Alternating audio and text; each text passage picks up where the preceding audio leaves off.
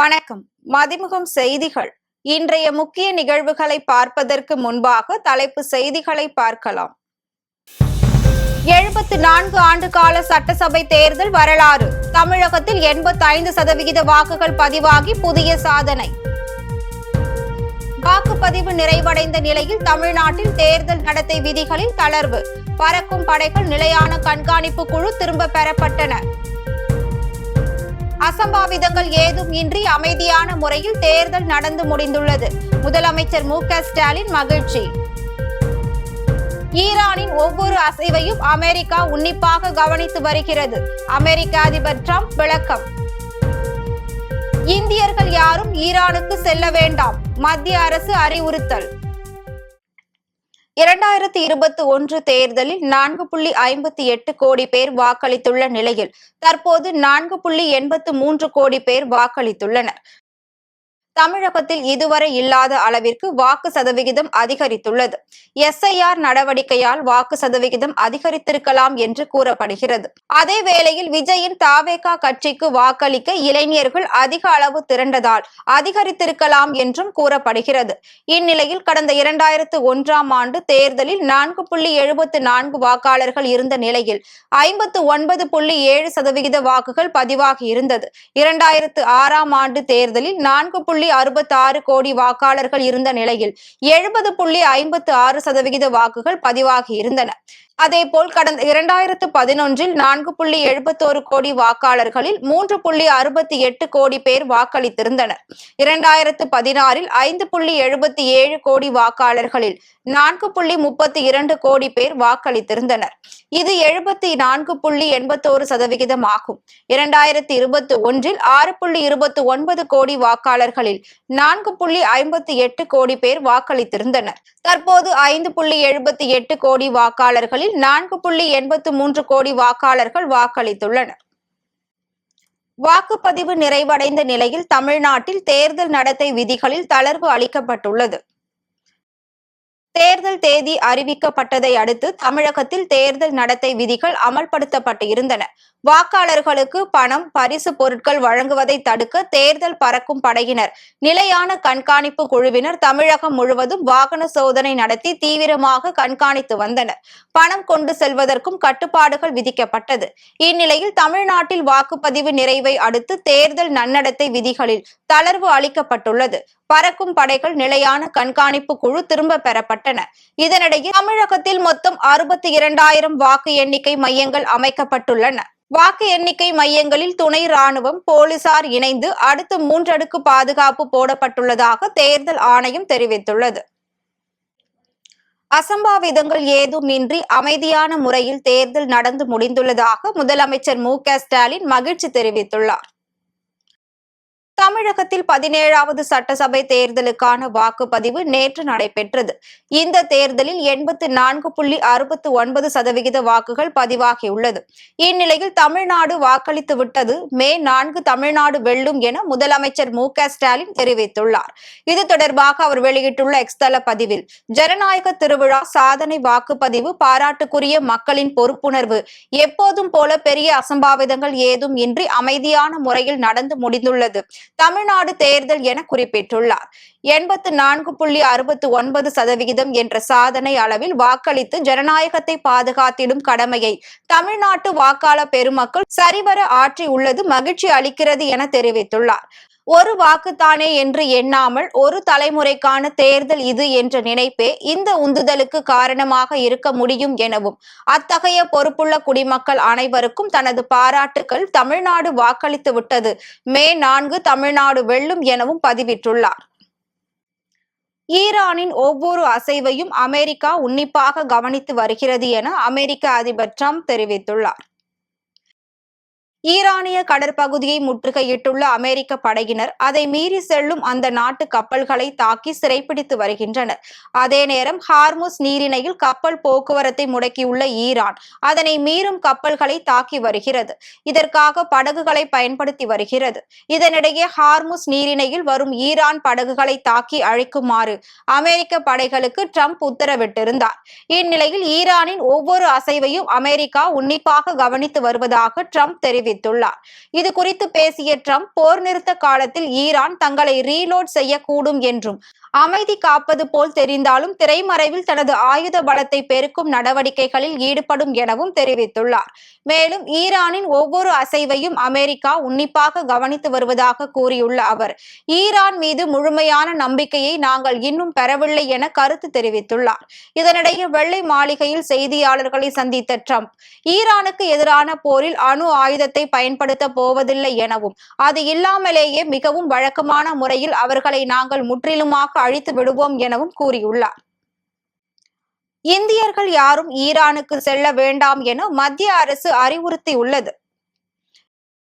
Iran மற்றும் India இடையே மீண்டும் விமான போக்குவரத்து தொடங்க உள்ளதாக தகவல்கள் வெளியாகியுள்ளது. இந்நிலையில் இந்திய குடிமக்கள் யாரும் ஈரான் நாட்டுக்கு வான்வழியாகவோ அல்லது தரை வழியாகவோ பயணம் செய்ய வேண்டாம் என மத்திய அரசு அறிவுறுத்தியுள்ளது.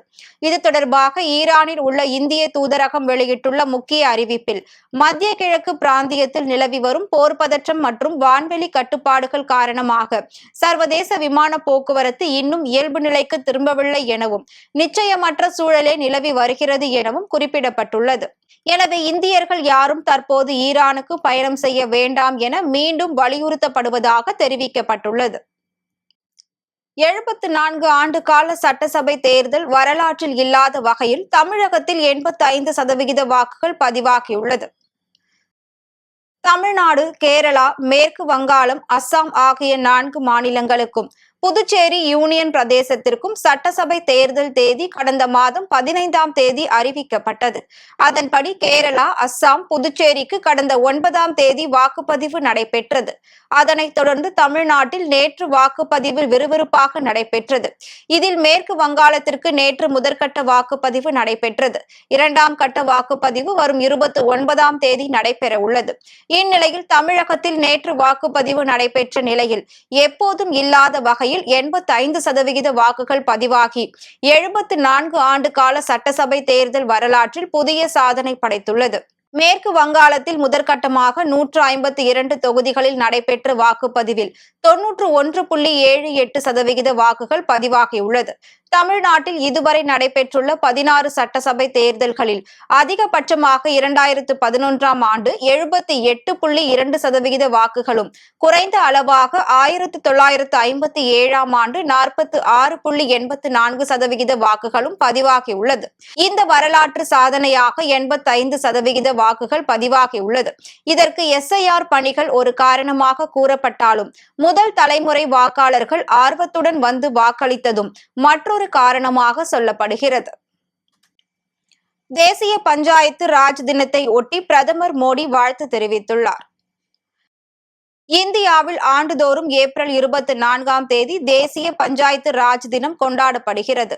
1993ஆம் ஆண்டு ஏப்ரல் 24ஆம் தேதி 73வது அரசியலமைப்பு திருத்த சட்டம் நடைமுறைக்கு வந்ததை நினைவு கூறும் வகையில் இந்த நாள் கிராமப்புற உள்ளாட்சி அமைப்புகளின் அதிகாரம் அளித்தலை வலுப்படுத்த கொண்டாடப்படுகிறது. இந்நிலையில் தேசிய பஞ்சாயத்து ராஜ் தினத்தை ஒட்டி பிரதமர் மோடி வெளியிட்டுள்ள வாழ்த்து பதிவில், தேசிய பஞ்சாயத்து ராஜ் தினத்தை ஒட்டி நாட்டின் மக்கள் பிரதிநிதிகளுக்கு வாழ்த்துக்கள் என குறிப்பிட்டுள்ளார். மேலும் பொது சேவையிலும் தேசிய சேவையிலும் உங்கள் அர்ப்பணிப்பு அனைவருக்கும் உத்வேகம் அளிக்கிறது என பதிவிட்டுள்ளார். என் வாழ்வின் ஒவ்வொரு கட்டத்திலும் அண்ணனாக உடன் இருந்து வழிகாட்டிய முரசொலி செல்வம் அவர்களின் நினைவுகளை போற்றுவதாக முதலமைச்சர் மு.க. ஸ்டாலின் தெரிவித்துள்ளார். முரசொலி செல்வம் அவர்களின் பிறந்த நாளை ஒட்டி முதலமைச்சர் மு.க. ஸ்டாலின் எக்ஸ் தளத்தில் பதிவு ஒன்றை வெளியிட்டுள்ளார். அதில் திராவிட முரசொலித்த கொள்கை செல்வத்தின் பிறந்த நாள் எனவும், தலைவர் கலைஞரின் நிழலில் வளர்ந்து எனக்கு நிழலாய் இருந்தவர் அண்ணன் முரசொலி செல்வம் எனவும் குறிப்பிட்டிருந்தார். பதவிகளையோ விளம்பரங்களையோ விரும்பியவர் அல்ல என கூறியுள்ள அவர், அதிகாரத்தை பயன்படுத்தி சிறையில் அடைந்த போதும் அஞ்சவும் செய்யாதவர் என தெரிவித்துள்ளார். மேலும் என் வாழ்வின் ஒவ்வொரு கட்டத்திலும் அண்ணனாக உடன் இருந்து வழிகாட்டிய முரசொலி செல்வம் அவர்களது நினைவுகளை போற்றுவதாகவும் பதிவிட்டுள்ளார். எங்களை தேர்தலில் அச்சுறுத்தி முடக்க நினைத்தார்கள், ஆனால் அது பலிக்கவில்லை என செல்வ பெருந்தகை தெரிவித்துள்ளார். தமிழக காங்கிரஸ் தலைவர் செல்வ பெருந்தகை வீட்டில் கடந்த சில நாட்களுக்கு முன்பு வருமான வரித்துறை அதிகாரிகள் சோதனை நடத்தியதாக செல்வ பெருந்தகை தெரிவித்திருந்தார். ஆனால் சோதனை நடத்தவில்லை என்று வருமான வரித்துறை மறுத்திருந்தது. இதனை அடுத்து சோதனை நடத்தியதற்கான ஆதாரத்தை வெளியிடுவேன் என செல்வ பெருந்தகை கூறியிருந்தார். இந்நிலையில் தமிழக காங்கிரஸ் தலைவர் செல்வ பெருந்தகை சென்னை சத்தியமூர்த்தி பவனில் வருமான வரித்துறை சோதனை நடந்ததற்கான ஆதாரத்தை வெளியிட்டார். தொடர்ந்து செய்தியாளர்களை சந்தித்த அவர், வருமான வரித்துறை அதிகாரிகள் சோதனை நடத்தியது தவறில்லை, ஆனால் எந்த இடத்தில் சோதனை செய்தோம், எதை கைப்பற்றினோம் என்பதை ஏன் அவர்கள் வெளியிடவில்லை என கேள்வி எழுப்பினார். மேலும் எங்களை தேர்தலில் அச்சுறுத்தி முடக்க நினைத்தார்கள், ஆனால் அது பலிக்கவில்லை என்று கூறிய அவர், மதசார்பற்ற முற்போக்கு கூட்டணி மற்றும் தேசிய ஜனநாயக கூட்டணி கட்சியினர் வீடுகளில் எத்தனை இடங்களில் சோதனை நடத்தினர் என்பதை வருமான வரித்துறை அதிகாரிகள் வெள்ளை அறிக்கையாக வெளியிட வேண்டும் என வலியுறுத்தினார். தமிழ்நாட்டு வாக்காளர் பெருங்குடி மக்களுக்கு மனமார்ந்த நன்றி. இந்த தேர்தலில் மதச்சார்பற்ற முற்போக்கு கூட்டணி வேட்பாளர்களை தீவிரமாக ஆதரித்து சூறாவளி சுற்றுப்பயணம் செய்த எங்கள் தலைவர் ராகுல் காந்தி அவர்களுக்கும் மல்லிகார்ஜுன கார்கே அவர்களுக்கும் நன்றியை தெரிவித்துக் கொள்கிறோம். அதே போன்று மதச்சார்பற்ற முற்போக்கு கூட்டணியின் தலைவராக தலைமையேற்று நடத்தி கொண்டிருக்கும் மாண்புமிகு முதலமைச்சர், மீண்டும் முதலமைச்சராக இருக்கின்ற அண்ணன் தளபதி முத்துவேல் கருணாநிதி ஸ்டாலின் அவர்களுக்கு என்னுடைய மனமார்ந்த நன்றி.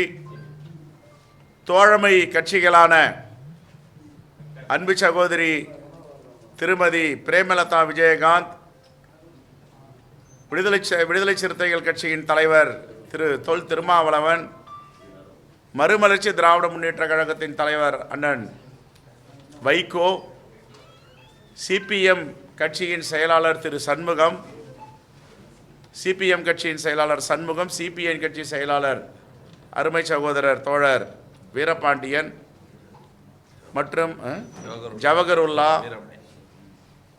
திக கழகத்தினுடைய பொதுச் செயலாளர் ஐயா வீரமணி அவர்கள், மக்கள் நீதி மையத்தின் தலைவர் கமலஹாசன், நம்முடைய பேராசிரியர் ஐயுஎம்எல்லின் தலைவர், எல்லா தலைவர்களுக்கும் மனமார்ந்த நன்றியை காங்கிரஸ் பேரியக்கத்தின் சார்பாக தெரிவித்துக் கொள்கிறோம். 200க்கும் மேற்பட்ட தொகுதிகளில் திமுக கூட்டணி வெற்றி பெறும் என விஜய பிரபாகரன் நம்பிக்கை தெரிவித்துள்ளார். விருதுநகரில் தேமுதிக இளைஞர் அணி செயலாளரும் வேட்பாளருமான விஜய பிரபாகரன் செய்தியாளர்களை சந்தித்தார். அப்போது கண்டிப்பாக விருதுநகரில் முரசு சத்தம் கொட்டும் என ஆணித்தனமாக நம்புவதாக தெரிவித்தார். வாக்குப்பதிவு அதிகமான அளவில் நடந்துள்ளது உண்மையில் வரவேற்க கூடியது என கூறிய அவர் 200க்கும் மேற்பட்ட தொகுதிகளில் திமுக கூட்டணி வெற்றி பெறும் என நம்பிக்கை தெரிவித்தார். மேலும் விருதுநகரில் நான் வெற்றி பெறுவது உறுதி எனவும் மக்களுக்கு களப்பணியாற்ற தயாராக இருக்கிறேன் என்றும் தெரிவித்தார். வாக்குப்பதிவு கூடியுள்ளது திமுக கூட்டணிக்குத்தான் வெற்றியை தேடித்தரும் என உறுதியாக கூறியுள்ளார். வாக்குப்பதிவு நான் காலையில சென்னையில என்னோட ஜனநாயக கடமை ஆட்டிட்டு சாலிகிராமத்துல விமானத்தில் விருதுநகருக்கு வந்து மதுரைக்கு வந்து அங்கிருந்து பை ரோட் விருதுநகர் வந்து அனைத்து ஊராட்சியும் ஒன்றியும் கல்லணை டவுனுக்குள்ள வந்து இங்க எல்லா பக்கமும் சுத்தம், எல்லா பூத்துக்கும் முக்கால்வாசி இந்த டைம்ல என்ன எவ்வளவு கவர் பண்ண முடியும் அவ்வளவு பூத் கவர் பண்ணோம். எல்லா பக்கமும் 80% 90% மேலதான் வாக்குகள் பதிவாயிருக்கு. கண்டிப்பாக விருதுநகர்ல முரசு சத்தம் கொட்டும் நான் ஆடித்தனமா நம்புறேன். இந்த இல்ல அது வாக்குப்பதிவு ஜாஸ்தியாக ஆகும் நம்மளுக்கு வந்து நிறைய ஓட்டர்ஸ் வந்து வந்திருக்கு. அது உண்மையிலே ஒரு பாராட்டக்கூடிய விஷயம் தான். அது எல்லார் பக்கமும் சந்தோஷமாவும் இருக்கு. மக்களும் இன்ட்ரெஸ்ட் எடுத்து இந்த மாதிரி வாக்குகள் பதிவு போட்டிருக்காங்க. உண்மையிலே வரவேற்காத விஷயமா நான் பார்க்கிறேன். அதே மாதிரி இன்னைக்கு விருதுநகர் முழுவதும் இந்த நேரத்தில் எனக்கு உழைத்த அனைத்து நல்ல உள்ளங்களுக்கும் நான் நன்றியை சொல்லிக்கிறேன். வாக்காளர் பெருமக்களும் நன்றியை சொல்லியிருக்கிறேன். ஏன்னா போன தேர்தலும் இந்த தேர்தலும் சரி மக்கள் எனக்கு அதிக அளவு வாக்குகள் கொடுத்துருக்காங்க. நிச்சயமாக அவங்களுக்கு உழைக்க நான் தயாராக இருக்கிறேன். மே 4 கண்டிப்பாக திமுக கூட்டணியை சேர்ந்த தேமுதிகவுக்கும் இந்த விருதுநகர் மக்கள் முரசுக்கும் எனக்கும் நல்ல ஒரு செய்தி வரும் நான் காத்திருக்கேன். நிச்சயமாக அடுத்த 5 வருஷம் விருதுநகர் மக்களுக்கும் உழைக்க நான் காத்திருக்கேன். தமிழ்நாடு ஃபுல்லா வந்து இன்னைக்கு வந்து ஏன்னா நான் எப்பயுமே 200க்கு மேற்பட்ட சீட் நாங்கள் முதல்வர் ஸ்டாலின் அவர் சொல்லியிருக்காரு. அதுக்காக தான் அனைத்து கூட்டணி கட்சியும் பாடுபட்டிருக்காங்க. அது மக்கள் கையில் இருக்கு. கண்டிப்பாக 200 சீட்டுக்கு மேலே நாங்கள் ஜெயிப்போம் நாங்கள் நம்புறோம் சார்.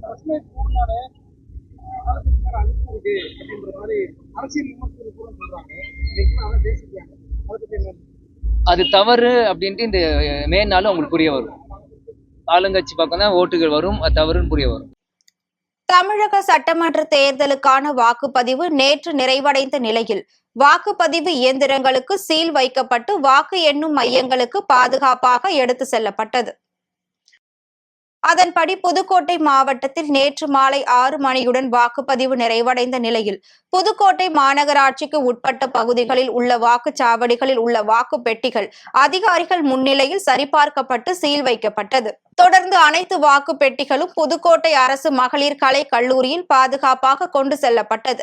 வாக்கு எண்ணும் மையத்தை சுற்றி 4 அடுக்கு பாதுகாப்பு போடப்பட்டுள்ளது. திருப்பூரில் வாக்குப்பதிவு நிறைவடைந்த நிலையில் பலத்த போலீஸ் பாதுகாப்புடன் வாக்கு எண்ணும் மையத்திற்கு வாக்குப்பதிவு இயந்திரங்கள் கொண்டு செல்லப்பட்டன. திருப்பூர் மாவட்டம் முழுவதும் 8 சட்டமன்ற தொகுதிகளில் பயன்படுத்த 3383 வாக்குப்பதிவு எந்திரங்கள், 3383 கட்டுப்பாட்டு கருவிகள், 3666 வாக்காளர் சரிபார்ப்பு எந்திரங்களும் பிரித்து அனுப்பி வைக்கப்பட்டது. மாலை 6 மணிக்கு பிறகு வாக்களிக்க யாரும் அனுமதிக்கப்படாத நிலையில் வாக்குச்சாவடி பூட்டப்பட்டது. தொடர்ந்து அதிகாரிகள் வாக்குப்பதிவு எந்திரங்களை மூடி சீல் வைத்தனர். மேலும் வாக்குப்பதிவின் போது வைத்திருந்த ஆவணங்களை பூர்த்தி செய்து சம்பந்தப்பட்ட தேர்தல் அதிகாரியிடம் கையொப்பம் வாங்கினர்.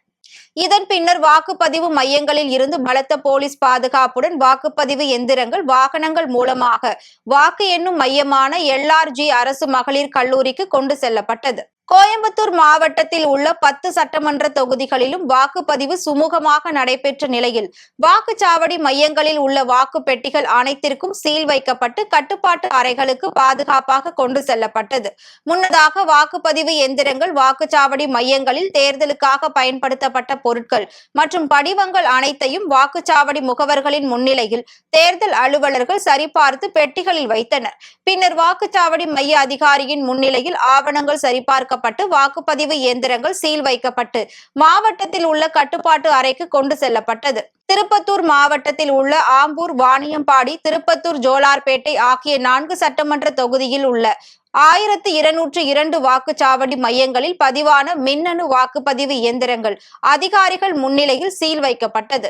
தொடர்ந்து வாணியம்பாடி அடுத்த சின்ன கல்லுப்பள்ளி பகுதியில் உள்ள தனியார் மகளிர் கல்லூரி வளாகத்திற்கு 3 அடுக்கு பலத்த பாதுகாப்புடன் கொண்டு செல்லப்பட்டது. அதேபோல் வேலூர் மாவட்டத்தில் உள்ள வேலூர், அணைக்கட்டு, காட்பாடி, கேவி குப்பம், குடியாத்தம் ஆகிய 5 சட்டமன்ற தொகுதிகளில் உள்ள 1427 வாக்குச்சாவடி மையங்களில் வாக்குப்பதிவு நடைபெற்றது. தொடர்ந்து வாக்குப்பதிவிற்கு பயன்படுத்தப்பட்ட வாக்குப்பதிவு இயந்திரங்கள் அனைத்தும் பாதுகாப்பாக தொரப்பாடியில் உள்ள தந்தை பெரியார் அரசு பொறியியல் கல்லூரிக்கு கொண்டு வரப்பட்டது. இதனை வேலூர் மாவட்ட தேர்தல் அலுவலரும் மாவட்ட ஆட்சியருமான சுப்புலட்சுமி பார்வையிட்டு ஆய்வு செய்தார். தொடர்ந்து வாக்குப்பதிவு இயந்திரங்கள் வைக்கப்பட்டுள்ள அறை கண்காணிப்பு கேமரா மூலம் கண்காணிக்கப்படுகிறது. மேலும் துப்பாக்கி ஏந்திய துணை ராணுவ படையினரும் பாதுகாப்பு பணியில் ஈடுபட்டுள்ளனர். திருப்பதி ஏழுமலையான் கோவிலில் ஒரு நாள் உண்டியல் காணிக்கையாக 3,89,00,000 ரூபாய் கிடைக்கப் பெற்றுள்ளது. திருப்பதி ஏழுமலையான் கோவிலுக்கு நாள்தோறும் பல்லாயிரக்கணக்கான பக்தர்கள் வருகை தந்து சுவாமி தரிசனம் செய்து வருகின்றனர். விடுமுறை மற்றும் விசேஷ நாட்களில் பக்தர்களின் எண்ணிக்கை மேலும் அதிகரித்து காணப்படுகிறது. இலவச தரிசனத்தில் பல மணி நேரம் காத்திருந்து பக்தர்கள் சுவாமி தரிசனம் செய்து வருகின்றனர். அவ்வாறு வருகை தரும் பக்தர்கள் தங்களது நேர்த்தி கடனை செலுத்தும் விதமாக உண்டியலில் காணிக்கை செலுத்துவது வழக்கம். இந்நிலையில் திருப்பதி ஏழுமலையான் கோவிலில் கடந்த 21ஆம் தேதி 73,324 பக்தர்கள் சுவாமி தரிசனம் செய்தனர். அப்போது 22,955 பக்தர்கள் தலைமுடி காணிக்கையாக செலுத்தியுள்ளனர். அன்று ஒரு நாள் மட்டும் பக்தர்கள் காணிக்கையாக 3,89,00,000 ரூபாய் செலுத்தியுள்ளதாக தேவஸ்தானம் அறிவித்துள்ளது. கரூர் அபய பிரதான ரெங்கநாத சுவாமி ஆலயத்தில் சித்திரை திருவிழாவை முன்னிட்டு அன்னப்பறவை வாகனத்தில் சுவாமி திருவீதி உலா நடைபெற்றது. கரூர் மேட்டுத்தெரு பகுதியில் அருள்மிகு ஸ்ரீ அபய பிரதான ரெங்கநாதர் சுவாமி ஆலயம் அமைந்துள்ளது. இக்கோவிலில் சித்திரை தேரோட்ட திருவிழா கொடியேற்றத்துடன் தொடங்கி நடைபெற்று வருகிறது. தொடர்ந்து நாள்தோறும் சுவாமிக்கு சிறப்பு அபிஷேக ஆராதனைகள் நடைபெற்றது. இந்நிலையில் விழாவின் முக்கிய நிகழ்வாக சுவாமி அன்னப்பறவை வாகனத்தில் திருவீதி உலா வந்து பக்தர்களுக்கு காட்சியளித்தார். ஆலயத்தில் இருந்து மேளதாளங்கள் முழங்க புறப்பட்ட சுவாமி திருவீதி உலா முக்கிய வீதியின் வழியாக சென்று மீண்டும் ஆலயம் வந்தடைந்தது. இதில் திரளான பக்தர்கள் கலந்து கொண்டு சுவாமி தரிசனம் செய்தனர்.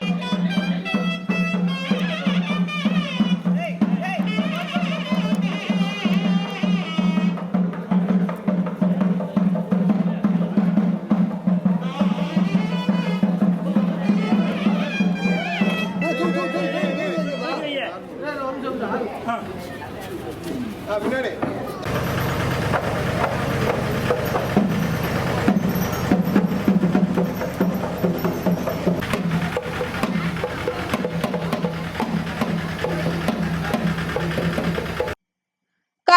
அடுத்த திருநள்ளாறில் அமைந்துள்ள ஸ்ரீ தர்பாரண்யேஸ்வர சுவாமி தேவஸ்தானத்தில் பிரம்ம உற்சவ விழாவிற்கான பந்தக்கல் நடும் நிகழ்ச்சி சிறப்பாக நடைபெற்றது. காரைக்கால் அடுத்த திருநள்ளாறில் உலக பிரசித்தி பெற்ற ஸ்ரீ தர்பாரண்யேஸ்வர சுவாமி தேவஸ்தானம் அமைந்துள்ளது. இக்கோவிலில் வைகாசி விசாக பிரம்ம உற்சவ விழாவிற்கான பந்தக்கால் நடும் நிகழ்ச்சி நேற்று நடைபெற்றது. முன்னதாக கொடிமரத்து விநாயகர் மற்றும் பந்தக்கால்களுக்கு பல்வேறு வாசனை திரவியங்களால் சிறப்பு அபிஷேகம் செய்யப்பட்டது. தொடர்ந்து பூஜிக்கப்பட்ட புனித நீர் கொண்டு அபிஷேகமும் செய்யப்பட்டு மகா தீபாராதனை காண்பிக்கப்பட்டது. தொடர்ந்து பூஜிக்கப்பட்ட இரு பந்தக்கால்கள் ஆலய பிரகாரத்தை சுற்றி வலம் வந்து பின்னர் பைரவர் சன்னதி அருகிலும் யாகசாலை அருகிலும் பந்தக்கால்கள் நடப்பட்டது. இதில் திரளான பக்தர்கள் கலந்து கொண்டு சுவாமி தரிசனம் செய்தனர். மே 13ஆம் தேதி கொடியேற்றத்துடன் துவங்கும் விழாவின் முக்கிய நிகழ்ச்சியாக 27ஆம் தேதி திரு தேரோட்டம் நடைபெற உள்ளது. சென்னையில் ஆபரண தங்கத்தின் விலை சவரனுக்கு 480 ரூபாய் குறைந்து 1,12,800 ரூபாய்க்கு விற்பனை செய்யப்படுகிறது. தங்கத்தின் விலை தொடர்ந்து அதன் ஏற்ற இறக்கத்தை சந்தித்து வருகிறது. இந்நிலையில் இன்று தங்கம் விலை சற்று குறைந்துள்ளது. அதன்படி சென்னையில் 22 கேரட் ஆபரண தங்கத்தின் விலை கிராமிற்கு 60 ரூபாய் குறைந்து 14,100 ரூபாய்க்கு விற்பனை செய்யப்படுகிறது. மேலும் சவரனுக்கு 480 ரூபாய் குறைந்து 1,12,800 ரூபாய்க்கு விற்பனை செய்யப்படுகிறது. இதேபோல் வெள்ளியின் விலையும் கிராமிற்கு 5 ரூபாய் குறைந்து 1 கிராம் வெள்ளியின் விலை 265 ரூபாய்க்கும் 1 கிலோ வெள்ளியின் விலை 2,65,000 ரூபாய்க்கும் விற்பனை செய்யப்படுகிறது. மும்பை இந்தியன்ஸ் அணிக்கு எதிரான போட்டியில் 103 ரன்கள் வித்தியாசத்தில் சென்னை சூப்பர் கிங்ஸ் வெற்றி பெற்றது. IPL 2026 கிரிக்கெட் தொடரின் 33வது போட்டியில் மும்பை இந்தியன்ஸ் மற்றும் சென்னை சூப்பர் கிங்ஸ் அணிகள் மோதின. இந்த போட்டியில் டாஸ் வென்ற மும்பை அணி பந்து வீச்சு தேர்வு செய்தது. அதன்படி முதலில் களமிறங்கிய சென்னை சூப்பர் கிங்ஸ் அணிக்கு முதலில் சுமாரான துவக்கம் கிடைத்தது. சஞ்சு சாம்சன் நிதானமான ஆட்டத்தை வெளிப்படுத்திய நிலையில் கேப்டன் ருத்துராஜ் கெய்க்வாட் 14 பந்துகளில் 22 ரன்களை எடுத்து ஆட்டமிழந்தார். இவரை தொடர்ந்து களமிறங்கிய சர்ஃப்ராஸ் கான் 8 பந்துகளில் 14 ரன்கள் எடுத்து ஆட்டமிழந்தார். இதனை அடுத்து சிவம் துபே 5 ரன்களில் ஆட்டமிழந்தார். ஒரு பக்கம் விக்கெட்டுகள் சரிந்த போதிலும் சஞ்சு சாம்சன் ரன் குவிப்பதில் கவனம் செலுத்தினார். இறுதியாக சென்னை சூப்பர் கிங்ஸ் அணி 6 விக்கெட்டுகள் இழப்பிற்கு 207 ரன்களை குவித்தது. அதிகபட்சமாக சஞ்சு சாம்சன் கடைசி வரை ஆட்டமிழக்காமல் 54 பந்துகளில் 101 ரன்களை குவித்தார். இதனைத் தொடர்ந்து 208 ரன்கள் எடுத்தால் வெற்றி என்ற இலக்குடன் களமிறங்கிய மும்பை இந்தியன்ஸ் அணி 19 ஓவர்களில் 104 ரன்களுக்கு அனைத்து விக்கெட்டுகளையும் இழந்தது. இதனால் சென்னை சூப்பர் கிங்ஸ் அணி 103 ரன்கள் வித்தியாசத்தில் வெற்றி பெற்றது. மீண்டும் தலைப்பு செய்திகள். 74 ஆண்டு கால சட்டசபை தேர்தல் வரலாறு. தமிழகத்தில் 85% வாக்குகள் பதிவாகி புதிய சாதனை. வாக்குப்பதிவு நிறைவடைந்த நிலையில் தமிழ்நாட்டில் தேர்தல் நடத்தை விதிகளில் தளர்வு. பறக்கும் படைகள் நிலையான கண்காணிப்பு குழு திரும்ப பெறப்பட்டன. அசம்பாவிதங்கள் ஏதும் இன்றி அமைதியான முறையில் தேர்தல் நடந்து முடிந்துள்ளது. முதலமைச்சர் மு க ஸ்டாலின் மகிழ்ச்சி. ஈரானின் ஒவ்வொரு அசைவையும் அமெரிக்கா உன்னிப்பாக கவனித்து வருகிறது. அமெரிக்க அதிபர் டிரம்ப் விளக்கம். இந்தியர்கள் யாரும் ஈரானுக்கு செல்ல வேண்டாம், மத்திய அரசு அறிவுறுத்தல். இத்துடன் செய்திகள் நிறைவடைந்தன. மீண்டும் செய்திகள் இரவு 8 மணிக்கு. மேலும் செய்திகளை தெரிந்து கொள்ள மதிமுகம் பிரைம் யூடியூப் தளத்தில் இணைந்திருங்கள்.